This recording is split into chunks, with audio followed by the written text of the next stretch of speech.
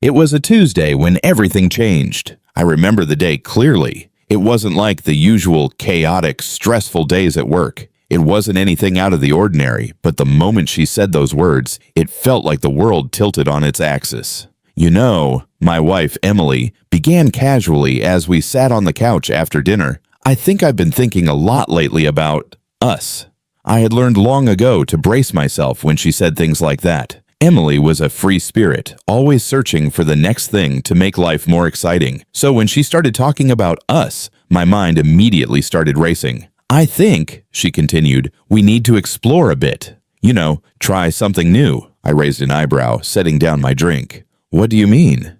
I mean, maybe we should have an open marriage, she said, looking at me for my reaction. At first I thought she was joking. She wasn't. You're serious? I asked, not sure if I was hearing her correctly. Emily nodded, her expression a mix of vulnerability and certainty. I think it would help us. You've been working a lot, and I've been feeling, disconnected. Maybe it would be good for both of us to explore other connections, other people. It's not about replacing each other, it's just about opening things up. The words hit me like a freight train, but I stayed quiet, trying to process. We had been married for 5 years, and up until now, I'd never even considered this. The idea of sharing her in any way, shape, or form was foreign to me. But I loved her, and more than that, I wanted her to be happy. So against my gut reaction, I said the words I never thought I'd say. Okay, let's try it.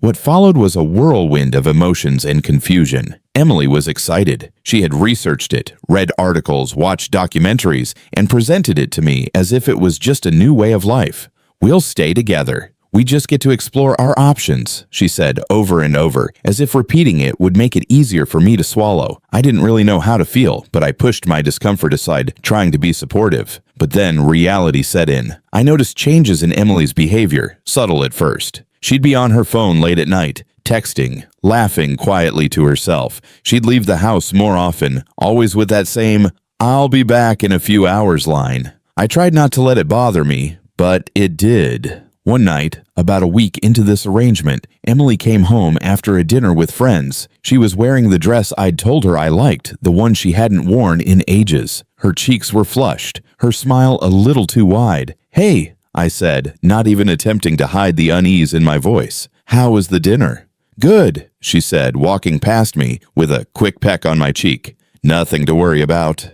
"I'll go shower." I stood there, trying to shake the feeling creeping up on me. I couldn't explain it, but something felt off. Maybe it was jealousy, maybe insecurity, or maybe it was just the overwhelming feeling that I was losing the person I loved. That's when it happened. 2 days later, my high school sweetheart, Sarah, reached out. We hadn't spoken in years. She'd moved across the country, started a family, and we'd lost touch. But she was back in town visiting her parents and wanted to catch up. I didn't know why I said yes. Maybe it was the overwhelming feeling of being disconnected from my wife, or maybe it was the nostalgia of seeing someone who knew me before I was bogged down with responsibilities. But I agreed, and we met for coffee. I'll admit, seeing Sarah again stirred up something I hadn't expected. She looked the same, smiling, confident, and effortlessly beautiful. We talked about life, old friends, memories we shared, and then, naturally, the conversation drifted toward our relationships.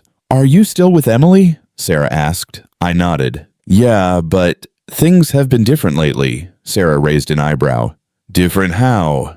I hesitated before telling her about the open marriage. When I did, she didn't flinch. Instead, her smile grew a little wider. "That's brave," she said with a small laugh. "I'm surprised you're doing it." It was then that I noticed something in Sarah's eyes. She wasn't just being kind, she was intrigued. She was interested. The conversation shifted from small talk to deeper, more personal things. We reminisced about our high school days, and I found myself smiling in a way I hadn't in a long time. The connection between us was instant, like no time had passed. And then, out of nowhere, she said, "I've always wondered what it would be like if we had ended up together." I felt the air shift. The nostalgia became something else, something undeniable. There was a pull between us, magnetic, almost impossible to ignore. Without thinking, I leaned in. She did the same. Our lips met in a kiss that felt familiar and new. All at once, When we broke apart, a week passed, and things between Emily and me got worse. There was no more talk about freedom, no more casual discussions, just cold silence and accusations. I hadn't expected it to be easy, but I didn't expect the emotional wreckage that came with it. One day, as I sat in the living room, thinking about everything that had happened, Emily sat down beside me. Her face was pale, her eyes tired, but she didn't look away. "I can't do this anymore," she said quietly. "I thought I could, but I'm just not the same person anymore." I understood. It wasn't just about the kiss. It was everything that led up to it. The emptiness, the distance. "I know," I replied. "Neither am I." And with that, she left. The next chapter of my life began, but the scars from this open experiment will always stay with me, because sometimes you can try to open things up, but what you'll find, what you'll lose in the process, isn't always what you expect.